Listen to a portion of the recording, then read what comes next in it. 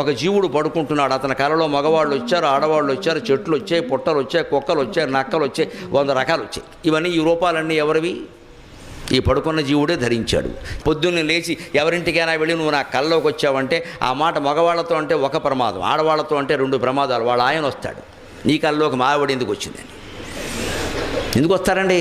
వాళ్ళ ఇంట్లో వాళ్ళు ఉన్నారు, మన కల్లోకి ఎందుకు కానీ వచ్చారు.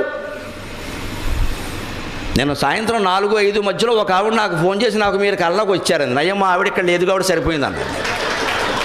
నేను మీ క్యాసెట్లు వింటూ పడుకున్నానండి, మీరు నా కల్లోకి వచ్చారండి. ఫోన్లే అమ్మ ఇక్కడ మా ఆవిడ లేదు, నేను తణుకులో ఉన్నాను, నేను గొడవ లేదు. ఈ మాట ఆవిడ వింటే నాకు ఫుడ్ పోయేదన్నాను నేను. మీ కల్లోకి ఎవరు వచ్చినా, ఎవరి కల్లోకి ఎవరు వచ్చినా అవన్నీ పడుకున్న జీవుడు ధరించిన రూపాలు. వారెవరూ మన కల్లోకి రాలేదు. అందుకే కళల ఫలితాల గురించి ఆలోచించడం మూర్ఖత్వం, వెంటనే వదిలేయాలి. కళలు ఫలితాలను పుస్తకాలు రాయకూడదు, అవి మనం చదవకూడదు. తెల్లరకట్టు వస్తే ఓ ఫలితం, రాత్రి వస్తే ఓ ఫలితం, శుక్రవారం వస్తే, ఇవన్నీ గుడ్డి నమ్మకాలే.